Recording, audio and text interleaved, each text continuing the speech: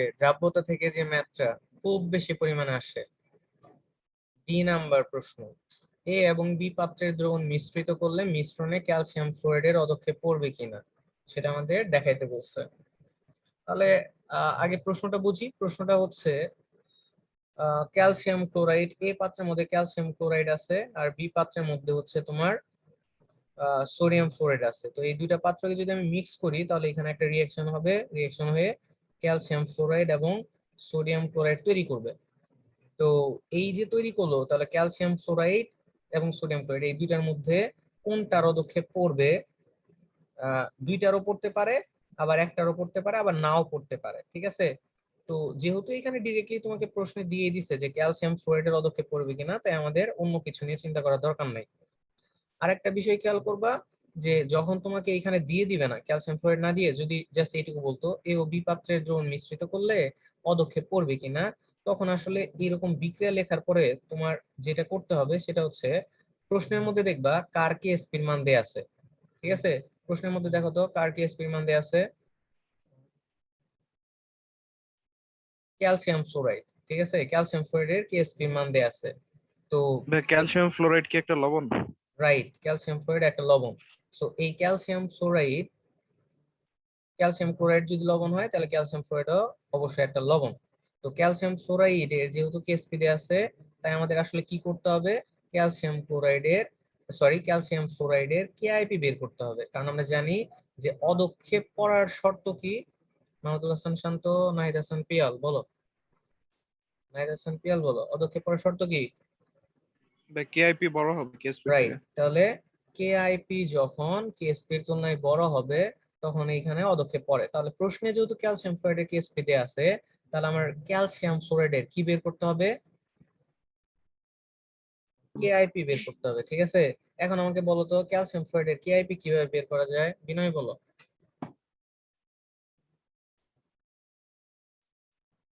Calcium ফ্লোরাইডের KIP কিভাবে ভাই বের করা যায়? তবে ক্যালসিয়াম আয়নকে ভাঙতে হবে 2F মাইনাস, এইখান থেকে আমরা ইকুয়েশন পাবো কেআইপি ইকুয়ালস টু কি পাবো? ক্যালসিয়াম আয়নের কেএসপি। ঘনমাত্রা ইনটু F মাইনাস এর ঘনমাত্রা স্কয়ার, এটা দিয়ে তো পাবো, তাই না? জি ভাই। আচ্ছা, ভাইয়া এখন এখানে কি সমতাকরণটা কি জরুরি? অবশ্যই জরুরি। সমতাকরণ অবশ্যই করতে হবে, সমতাকরণ না করলে তোমার উত্তরে ভুল হতে পারে। কারণ হচ্ছে সমতা না করলে এই যে স্কয়ারটা আসবে না। এখন একটু আমাকে বলো তো শান্ত শেখ, যে এই পাত্রের মধ্যে মানে এই প্রশ্নের মধ্যে ক্যালসিয়াম এবং ফ্লোরাইড আয়নের ঘনমাত্রা দেয়া আছে কি? দেখো প্রশ্নে দেয়া আছে কিনা।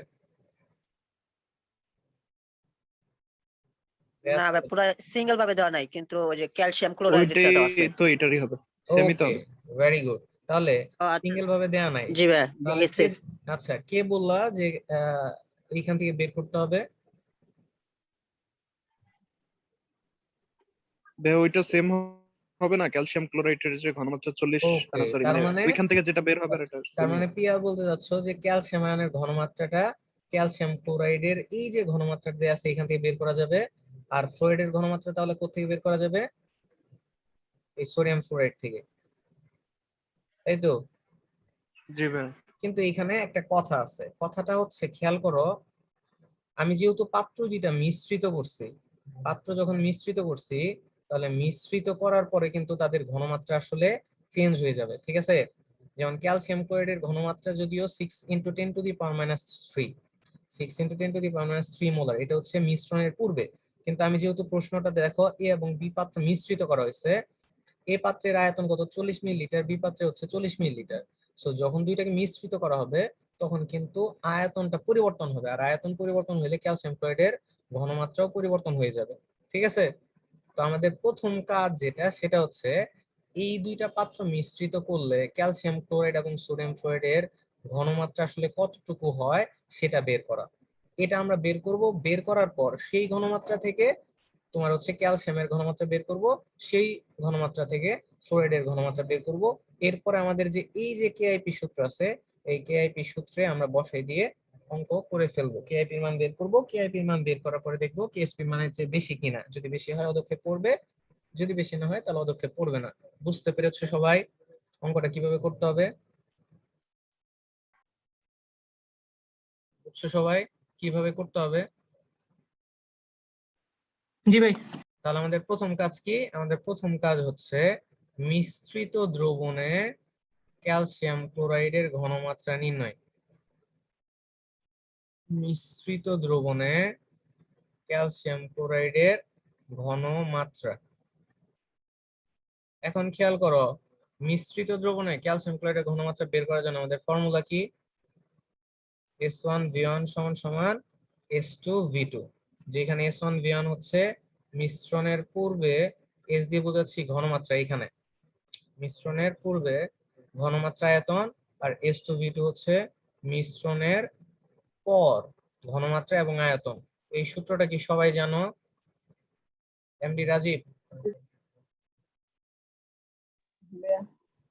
রাজীব কি বুঝতে পারতেছো? ওকে, রিফাত ইসলাম দীপ, জি ভাই। আচ্ছা খেয়াল করো, মিশ্রণের পূর্বে আমাদের কি দরকার? মিশ্রণের পরে ঘনমাত্রা দরকার, অর্থাৎ S2 দরকার। তাহলে S2 ইকুয়ালস কি হবে? S1V1 divided by V2। Rifat Islam Deep, বলো তো V2 টা কি? ভাই 80 মিলিলিটার। রাইট, মিশ্রণের পরের আয়তন 80 মিলিলিটার। ওকে, তাহলে ক্যালসিয়াম ক্লোরাইডের ঘনমাত্রা খেয়াল করো, মিশ্রণের পূর্বে ক্যালসিয়াম ক্লোরাইডের ঘনমাত্রা কত? 6 into 10 to the power minus 3। আয়তন কত? 40 ডিভাইডেড বাই কি হবে? V2 হবে। V2 কত? 40 প্লাস 40 80 মিলিলিটার। অনেকে প্রশ্ন করে ভাই এখানে আয়তনটা কি লিটারে নিতে হবে কিনা? উত্তর হচ্ছে না, লিটার নিয়ে করতে হবে না, যেহেতু দুইটা একই ইউনিটে আছে, তো কাটাকাটি গেলে আলটিমেটলি ঘনমাত্রা পাবা। ক্যালকুলেশন করো, কত আসে?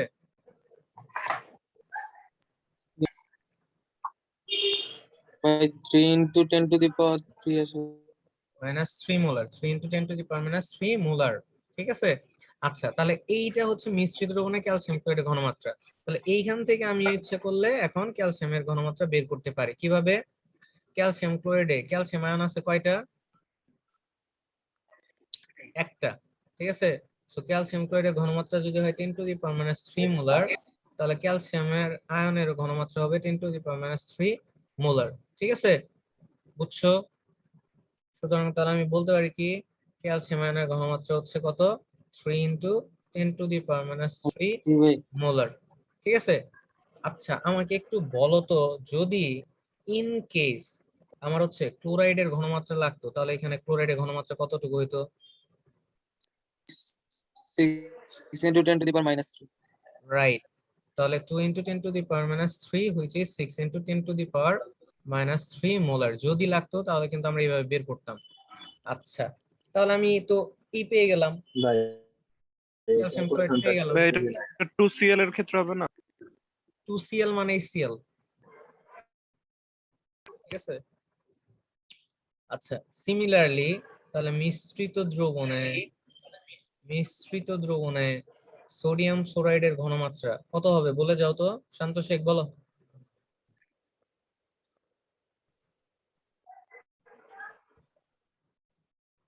বলো। V2 equal to 6 into 10 to the power minus 3 into 40 divided by 80। হ্যাঁ, তাহলে বলো এইখান থেকে আমি ডিরেক্টলি F মাইনাস এর ঘনমাত্রা যদি লিখি কত আসবে বলো তো?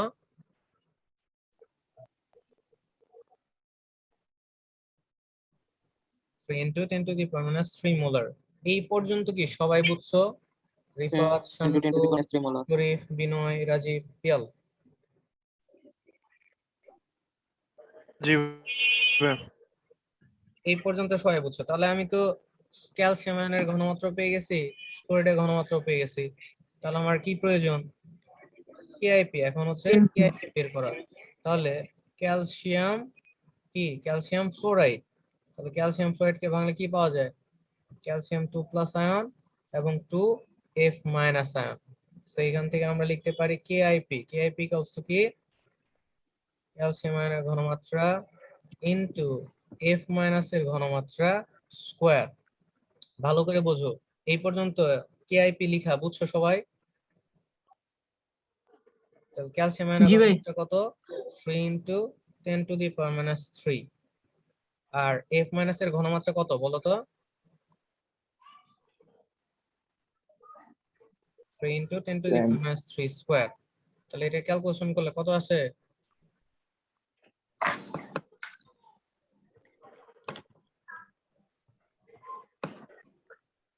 27 ইন্টু কত আসবে?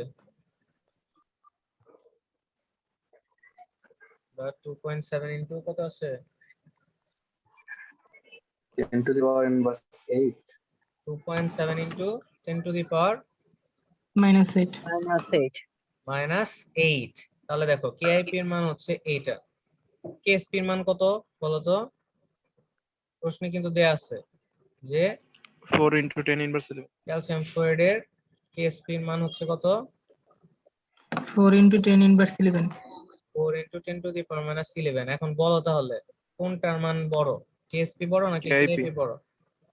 KIP. KIP বড়। তাহলে KAP is greater than KSP. যেহেতু KAP is greater than KSP, তাই ক্যালসিয়াম ফ্লুরাইডের পদক্ষেপ কি হবে? করবে।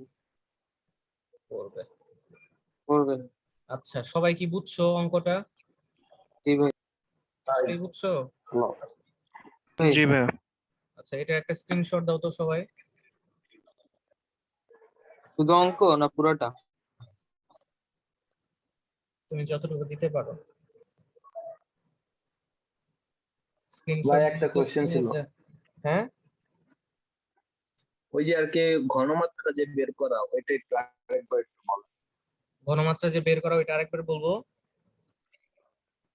জি। আচ্ছা, তো প্রথমত সূত্রটা দেখতে হবে। প্রথমত সূত্রটা হচ্ছে কি S1V1 সমান সমান S2V2। S1V1 টা হচ্ছে মিশ্রণের আগের S মানে ঘনমাত্রা, মিশ্রণ আগের ঘনমাত্রা ইনটু মিশ্রণ আয়তন, মিশ্রণের পূর্বে আয়তন ইকুয়ালস টু S2 হচ্ছে মিশ্রণের পরের ঘনমাত্রা, V2 হচ্ছে মিশ্রণের পরের আয়তন। তো আমি যদি হচ্ছে ক্যালসিয়াম ক্লোরাইডের জন্য মিশ্রণের পর মিশ্রিত দ্রবণে মানে মিশ্রণের পর ক্যালসিয়াম ক্লোরাইডের ঘনমাত্রা বের করতে চাই, তাহলে আমার সূত্রটা হচ্ছে S1V1 ডিভাইডেড বাই V2। তাহলে S1 হচ্ছে মিশ্রণের পূর্বে অর্থাৎ ক্যালসিয়াম ক্লোরাইড মিশ্রণের পূর্বে ঘনমাত্রা কত ছিল? 6 into 10 to the power minus 3 into V1 কত? 40 ml divided by V2। V2 হচ্ছে কি মিশ্রণের পর আয়তন। তাহলে মিশ্রণের পর টোটাল আয়তন কত হবে? 40 প্লাস 40 80। সো 80 দিয়ে ভাগ করছি। বুঝছো? জি। আর কোনো সমস্যা এটা আছে? না ভাই, পরে আর কি যেটা যে ক্যালসিয়াম ওকে ক্লোরাইড থেকে যে ক্যালসিয়াম ওকে, তাহলে এই যে খেয়াল করো, ক্যালসিয়াম ক্লোরাইডের ঘনমাত্রা হচ্ছে 3 into 10 to the power minus 3। যদি এটা হয় তাহলে ক্যালসিয়াম আয়নের ঘনমাত্রা হবে 3 into 10 to the power minus 3। কারণ হচ্ছে ক্যালসিয়াম ক্লোরাইড এইখানে এক আছে, তার মানে 1 মোল ক্যালসিয়াম ক্লোরাইড থেকে আসলে 1 মোল ক্যালসিয়াম আয়ন আসে, ঠিক আছে? আর 2 মোল ক্লোরাইড আয়ন আসে। সো 1 মোল ক্যালসিয়াম ক্লোরাইড থেকে 1 মোল ক্যালসিয়াম আয়ন আসে, তাই ক্যালসিয়াম ক্লোরাইডের ঘনমাত্রা যদি হয় 3 into 10 to the power minus 3, তাহলে ক্যালসিয়াম আয়নের ঘনমাত্রা হবে 3 into 10 to the power minus 3। বুঝতে পারছো? যদি এরকম হইতো, ধরো Al2SO4 3, তাহলে এইখান থেকে অ্যালুমিনিয়াম আয়ন কয়টা আসবে? দুইটা অ্যালুমিনিয়াম 3+ আয়ন আসবে না? তাহলে অ্যালুমিনিয়াম সালফেটের ঘনমাত্রা যদি হইতো মনে করো x, তাহলে অ্যালুমিনিয়ামের ঘনমাত্রা কত হইতো? 2x। 2x। ঠিক আছে, এইরকম আর কি বিষয়টা। বুঝতে পেরেছো? জি ভাই, ঠিক আছে। আচ্ছা, এই প্রশ্নে কারো কোনো সমস্যা আছে? না না ভাই। ভাই। নাই। আচ্ছা, এখন একটা জিনিস খেয়াল করো, সেটা হচ্ছে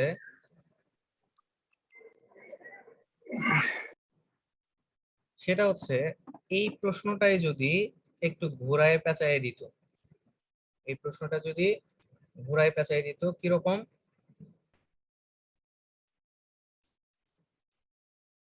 এক মিনিট।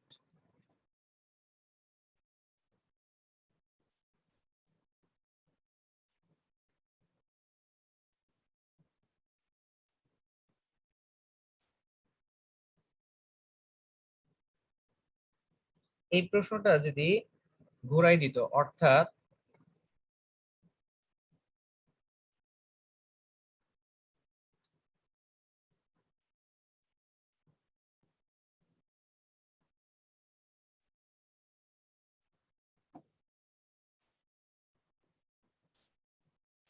দেখো এই প্রশ্নটা যদি এরকম দিত, এখানে 40 ml দেওয়া নাই, এখানে 40 ml দেওয়া নাই, বাকি প্রশ্ন সেম, তাহলে কিভাবে করতে বলো?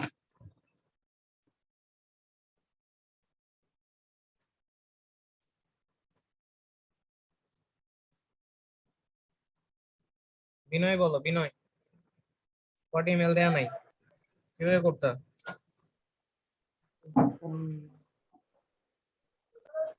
ভাই মিশ্রণের আগে ও পরে ঘনমাত্রা সমান হওয়ার দরকার, তো মানে ঘনমাত্রা আর আয়তনের গুণফল, সরি হ্যাঁ। আয়তনের গুণফল আর ঘনমাত্রা সমান হওয়ার কথা, তো সেটা দিয়ে করতাম।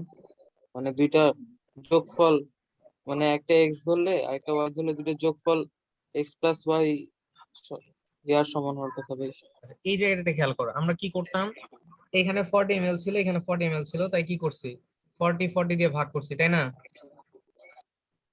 কিন্তু জি। এই প্রশ্নে যদি তোমার 40 ml দেয়া নাই, এখানে 40 ml দেয়া নাই, তখন হচ্ছে তোমার ধরে নেওয়া লাগতো। আচ্ছা তার আগে এখানে ধরো 40 আছে, এখানে ধরো দেয়া আছে 50, তখন এখানে কি হইতো, চেঞ্জটা কোন জায়গায় হইতো? 40 প্লাস 50। 40 প্লাস 50 হইতো, তাই তো? দুই জায়গায় চেঞ্জ হতো। রাইট, 40 প্লাস 50 হইতো। এই যে আমি কিন্তু এটা ভুল করছিলাম, এই যে মিশ্রিত সোডিয়াম ফ্লোরাইডের ঘনমাত্রা, তোমরা এটা আমাকে ধরে দাও নাই, 40 প্লাস 50, ঠিক আছে? আচ্ছা যাই হোক, তো এই জায়গায় চেঞ্জটা হইতো। আচ্ছা এখন শোনো, যদি এরকম হয় যে দুইটার ঘনমাত্রা দেয়া নাই, তখন এটা ধরে নেওয়া লাগবে যে, ধরি পাত্রের আয়তন সমান, দুইটা পাত্রের আয়তনই হচ্ছে কি, আয়তন হচ্ছে সমান, সেক্ষেত্রে মিশ্রণের পরে ক্যালসিয়াম ক্লোরাইডের ঘনমাত্রা কতটুকু হইতো বলতে পারবা? 6 ইন্টু 10⁻³ ইন্টু, ধরে নিতে সমান কত, ধরো 1 লিটার ধরে নিলা, তাহলে 1 ডিভাইডেড বাই কি হইতো বলো তো, 1 প্লাস 1, আলটিমেটলি কত হইতো, সেম জিনিসই হইতো। বুঝছো? সেটাই বলতেছি। বুঝছো? ধরে নিলে কোনো প্রবলেম হবে না। কোনো প্রবলেম হবে না, তুমি 1 লিটার 5 লিটার যা ইচ্ছে তা ধরে নাও, এবং ধরে নিতে হবে দেয়া নাই মানে হচ্ছে দুইটাই আয়তন সমান। বুঝছো? দুইটাই কি হ্যাঁ, দুইটাই। বুঝি নাই, বলো। না? ঠিক আছে। ওকে, আশা করি পারা যাবে। হ্যাঁ, পারা যাবে। জি ভাই। জি ভাই। আচ্ছা, এটা যদি পেরে থাকো, দেখো এই প্রশ্নটাই অন্যভাবে আসতে পারে।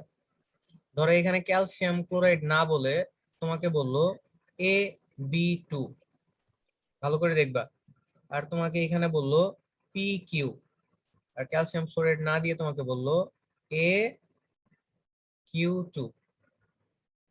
বুঝছো? এগুলা কিচ্ছু দেয়া নাই, তোমাকে বললো AB2 PQ AQ2 এর দ্রাব্যতা গুণফল এত দেয়া আছে, প্রশ্ন করলো যে AQ2 এর পদক্ষেপ পড়বে কিনা, কিভাবে করবা? সেম নিয়ম হবে। একদম সেম নিয়ম, একদম সেম নিয়ম। তুমি জাস্ট একটা জিনিস খেয়াল করবা, যে এইখানে আসলে AB PQ এগুলা যদি দেয়, তাহলে আসলে কিভাবে কি উৎপন্ন হবে, যেমন AB2 যদি দেয়, তাহলে এখান থেকে কি উৎপন্ন হবে, A2 প্লাস এবং 2B মাইনাস। বুঝছো? আর একটা হচ্ছে কি PQ, PQ থেকে কি তৈরি হবে, P প্লাস Q মাইনাস। বুঝছো? জি ভাই। আর এই দুইটা করার আগে অবশ্যই এটা করে নিবা, AQ2 মানে হচ্ছে কি, কি হবে বলতো, A2 plus 2 plus 2 Q Q, minus. কি হবে, কিউ মাইনাস 2Q মাইনাস, তাই না? জি ভাই। আচ্ছা, পারা যাবে। জি ভাই। আচ্ছা আমি একটা দেই, দেখি তোমরা পারো কিনা।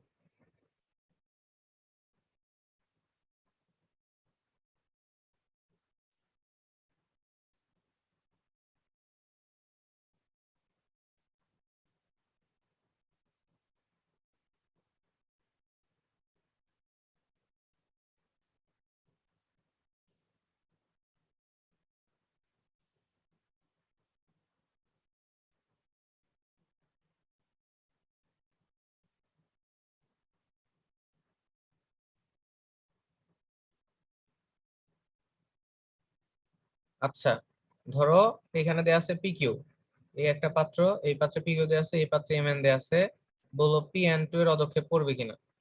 তাহলে কি করতে হবে, তোমার প্রশ্নে পি এন টু এর কেএসপি এর মান দেয়া আছে, কি করতে হবে?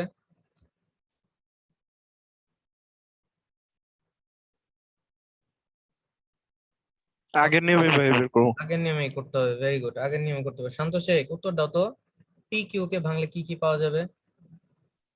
পি প্লাস আর কিউ মাইনাস। শিওর তো? জি ভাই। শিওর। বিনয় কি হবে? রিফাত ইসলাম দীপ কি হবে? এমএন ভাঙলে কি হবে? ভাই এটাই হবে। এম প্লাস এন ভাই মাইনাস। একটা প্লাস একটা মাইনাস হলেই তো হয়েছে। তাই জি ভাই। হইল না যে, একটু ভালো করে খেয়াল করো। P N two, P N two কে ভাঙলে কি পাওয়া যাবে বলো তো? P two N plus P N two এটাকে ভাঙলে কি P2 পাওয়া প্লাস যাবে? P P two plus P two plus, very good. আর 2n minus two N minus, right. তাহলে দেখো তো পি আসলে কি হিসাবে টু আছে? কিউ 2 প্লাস হিসাবে 2 আছে, plus। ঠিক আছে। সো এখানে এই যে পি কিউ কে ভাঙলে আসলে পি টু কিউ প্লাস হবে, কিউ টু কিউ মাইনাস হবে, ঠিক আছে। আর এম এন কে হবে। ভাঙলে এম প্লাস এন মাইনাস হবে। ওকে, জি ভাই, জি ভাই। আশা করি বুঝতে পারছি। জি ভাই। তাহলে ভাই এই ক্ষেত্রে ভাই আমাদের ওই যে মিশ্রিত দ্রবণের ইটা দেখে তারপরে ওইগুলা করতে হবে। এক্স্যাক্টলি, প্রথমে এই যে এটা দেখতে হবে। সো ঠিক আছে। জি ভাই। আমি কিন্তু একদম ধরে ধরে বলে দিতেছি যে আসলে কোন কোন জায়গায় চেঞ্জ আসতে পারে, কোন কোন জায়গায় তোমাদের ভুল হইতে পারে, এরপরেও যেন তোমাদের ভুল না হয়।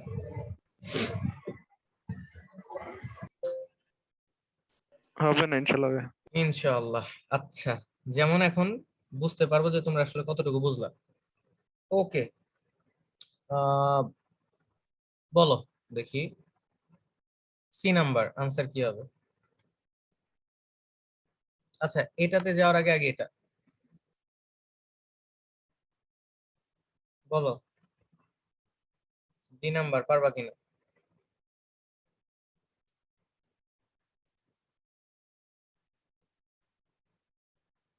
জি ভাই, সেম নিয়মে।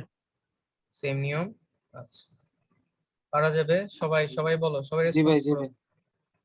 জি ভাই পারা জি যাবে। ভাই পারা যাবে। Very good. সি নাম্বার পারবা কিনা বলো, সি। এই পাত্রে শুধু এক পাত্রে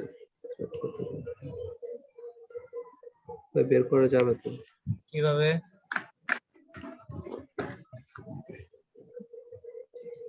জিঙ্ক 2 প্লাস আর সালফেট 2 মাইনাস।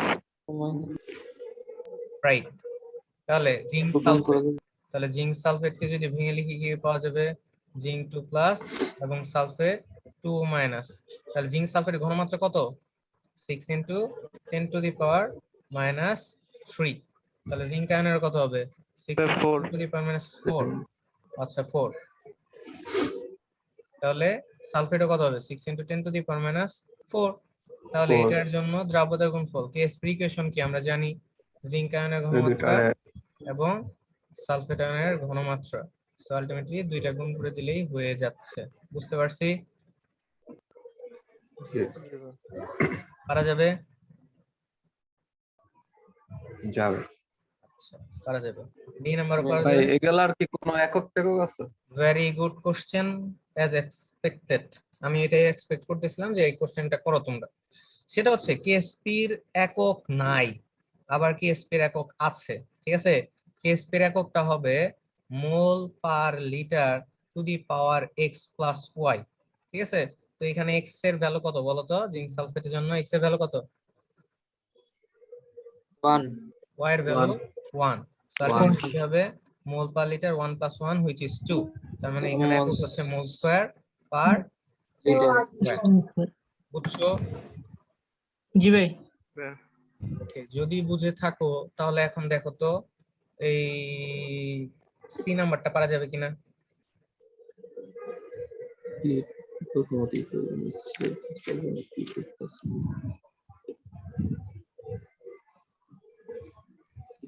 দেখো অনেকে দেখে তো ভাববা কি পি কিউ, তাহলে এখানে হবে পি প্লাস কিউ মাইনাস, কিন্তু এই যে এটা দেখতে হবে পি ওয়াই টু, কারণ এখানে আসলে পি টু প্লাস হিসেবে আছে। তাহলে আমাকে বলো, কে বলবে এটা? শরীফ, তোমার আজকে মাইক্রোফোন খুব ভালো, তুমি বলো যে এটা কিভাবে করবো। জি ভাই। প্রথমে মিশ্রিত করার পরে ঘনমাত্রা বের করব। হ্যাঁ, করে ফেলো, বলে যাও কিভাবে করবো। তাহলে মিশ্রিত দ্রবণে PQ এর ঘনমাত্রা ঘনমাত্রা। ওকে, আমি থার্ড ব্র্যাকেট দিয়ে ঘনমাত্রা বুঝিয়ে দিলাম, কিভাবে করবো বলো, বলে যাও। এখানে হবে PQ কে যদি ভাঙি তাহলে P2 এই প্লাস এবং ভাঙাভাঙি পরে, Q2 আগে ঘনমাত্রা বের করবা না? মিশ্রিত দ্রবণে জি ভাই। PY2 থেকে বের করবো না? না, প্রথম এবং দ্বিতীয় ভাই পাত্রের 0.5 ইনটু কি মিশ্রিত নিচে হবে 50 প্লাস 50। এই জায়গায় তো প্রথম আর দ্বিতীয় পাত্র মিশ্রিত দ্রবণ বলছে না?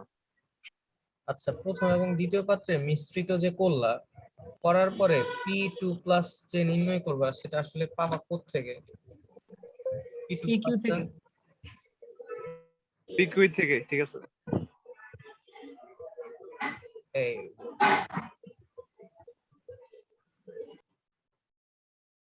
প্রশ্নটা বলছে যে মিশ্রিত দ্রবণে প্রথম এবং দ্বিতীয় পাত্র মিশ্রিত দ্রবণে P2 প্লাস নির্ণয় করো। তো আমরা যেভাবে করে আসলাম সেইভাবে করতে হবে। তাহলে মিশ্রিত দ্রবণের প্রথমে PQ এর ঘনমাত্রা বের করতে হবে।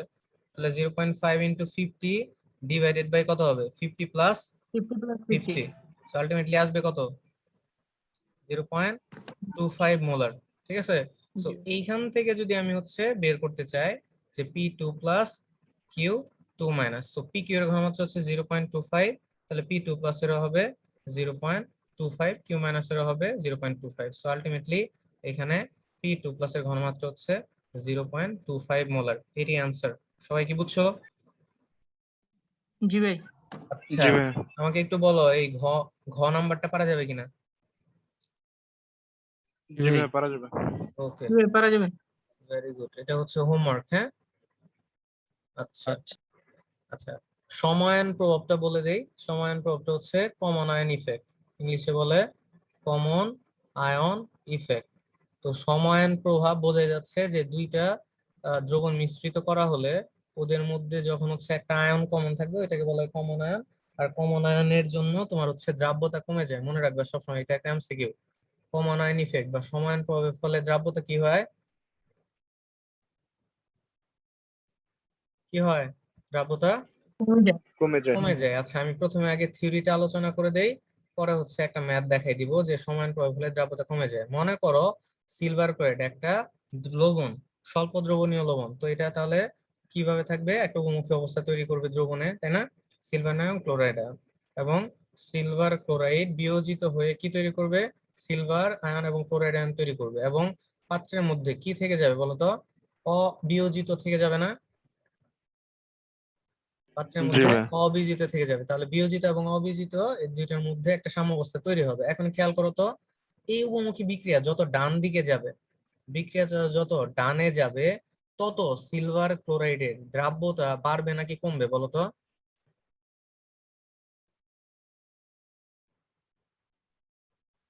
বাড়বে না কমবে?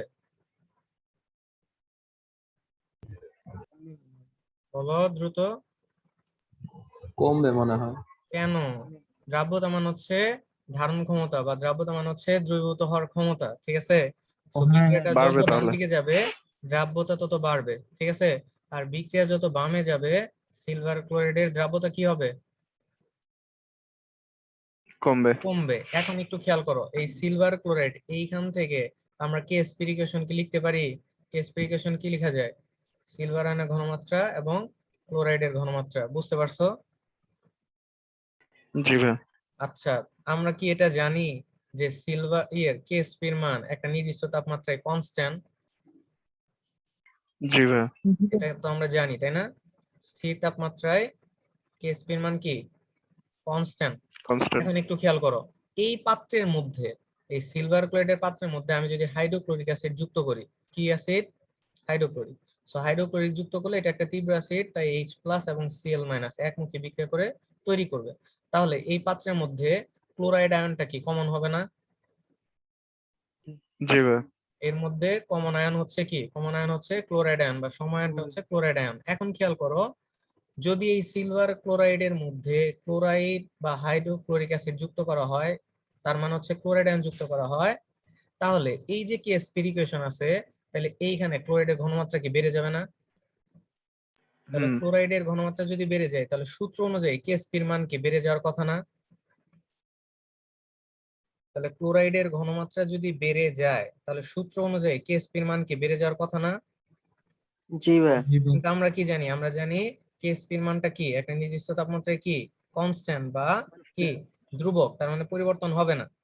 তাহলে এখন কথা হচ্ছে যে এখানে কেএসপির মান যদি কনস্ট্যান্ট রাখতে চায়, তাহলে এই যে এখানে অতিরিক্ত পরিমাণে ক্লোরাইড আয়ন যুক্ত করা হইলো, তাহলে এটা কি প্রশমিত হওয়া লাগবে না? জি ভাই এটা প্রশমিত কিভাবে হয়? তখন হচ্ছে লা-আশাদের নীতিটা নিয়ে আসতে হবে। যে খেয়াল করো কি হয়, এইখানে যখন ক্লোরাইড আয়ন যুক্ত করা হয় অর্থাৎ HCl যুক্ত করা হয়, তখন এই যে অতিরিক্ত পরিমাণে ক্লোরাইড আয়ন আছে, এই অতিরিক্ত পরিমাণে ক্লোরাইড আয়ন এই যে পাত্রের মধ্যে যে সিলভার আয়ন আছে, এই সিলভার আয়নের সাথে বিক্রিয়া করে সিলভার ক্লোরাইড তৈরি করে। আর যদি সিলভার ক্লোরাইড তৈরি করে তাহলে বিক্রিয়াটা ডান দিকে যাবে নাকি বাম দিকে যাবে বলো তো? বাম দিকে। বাম দিকে যাবে। অর্থাৎ HCl যুক্ত করা হলে অতিরিক্ত পরিমাণে ক্লোরাইড আয়ন পাত্র উপস্থিত সিলভার আয়নের সাথে বিক্রিয়া করে সিলভার ক্লোরাইড তৈরি করে, অর্থাৎ অবিয়োজিত সিলভার ক্লোরাইডের পরিমাণ বৃদ্ধি করে দেয়, অর্থাৎ বিক্রিয়াটা বাম দিকে যায়। আর আমরা জানি বিক্রিয়া যখন বামে যায় সিলভার ক্লোরাইডের দ্রাব্যতা কি হয়, কমে নাকি বাড়ে? কমে যায়। কমে যায়। এই জন্য সমায়ন প্রভাবের ফলে দ্রাব্যতা কমে যায়। থিওরিটা বোঝা গেছে? জি ভাই। জি ভাই। আচ্ছা ঠিক জি ভাইয়া। আছে, ভাই আরেকবার একটু বললে ভালো। আরেকবার বলবো। আচ্ছা আরেকবার বলতেছি যে সিলভার ক্লোরাইড একটি স্বল্প বিয়োজিত লবণ, যেটা পানিতে স্বল্প পরিমাণে দ্রবীভূত হয়। তাই সিলভার ক্লোরাইড বিয়োজিত হয়ে সিলভার আয়ন এবং ক্লোরাইড আয়ন তৈরি করে, সিলভার ক্লোরাইড বিয়োজিত হয়ে সিলভার আয়ন এবং ক্লোরাইড আয়ন তৈরি করে এবং বেশিরভাগ অংশই অবিয়োজিত থেকে যায়। তাই বিয়োজিত এবং অবিয়োজিত অংশের মধ্যে একটা সাম্য অবস্থা, উভমুখী অবস্থা তৈরি হয়, এক পর্যায়ে সাম্য অবস্থায় তৈরি হয়। এখন সিলভার ক্লোরাইডের কেএসপি ইকুয়েশন হচ্ছে এইটা, সিলভার আয়নের ঘনমাত্রা ক্লোরাইডের ঘনমাত্রা। এখন এই সিলভার ক্লোরাইডের মধ্যে যদি আমি HCl যুক্ত করি, তাহলে এই পাত্রের মধ্যে একটা সম আয়ন অর্থাৎ কমন আয়ন হয়, সেটা হচ্ছে ক্লোরাইড আয়ন। তাই এই পাত্রের মধ্যে ক্লোরাইড আয়নের ঘনমাত্রা বেড়ে যায়। এখন ক্লোরাইড আয়নের ঘনমাত্রা বেড়ে গেলে সূত্র অনুযায়ী কেএসপির মান বেড়ে যাওয়ার কথা, কিন্তু আমরা জানি স্থির তাপমাত্রায় কেএসপির মানটা হচ্ছে কনস্ট্যান্ট। তাই অতিরিক্ত পরিমাণে ক্লোরাইড আয়ন পাত্রে উপস্থিত সিলভার আয়নের সাথে বিক্রিয়া করে সিলভার ক্লোরাইড তৈরি করে। এখানে তুমি লা-আশাদের নীতিটা কথাটাও বলে দিতে পারো যে ক্লোরাইডের ঘনমাত্রা বেড়ে যায়, সিলভার ক্লোরাইডের সাথে বিক্রিয়া করে সিলভার ক্লোরাইড তৈরি করা অর্থাৎ অবিয়োজিত সিলভার ক্লোরাইড তৈরি করা, অর্থাৎ বিক্রিয়াটা বাম দিকে যায়। আর আমরা জানি অবিয়োজিত সিলভার ক্লোরাইডের পরিমাণ যত বাড়বে অর্থাৎ বিক্রিয়া যত বাম দিকে যাবে তত দ্রাব্যতা কমতে থাকবে, অর্থাৎ সমায়ন প্রভাবের ফলে বিক্রিয়ার পদার্থের দ্রাব্যতা কমে যায়। বুঝতে পেরেছো? জি ভাইয়া। বুঝতে পেরেছো? এখন আমরা এই যে দ্রাব্যতা যে কমে যায় এটার একটা প্র্যাকটিক্যাল ম্যাথ দেখবো, ঠিক আছে? একটা ম্যাথ দেখবো, হ্যাঁ।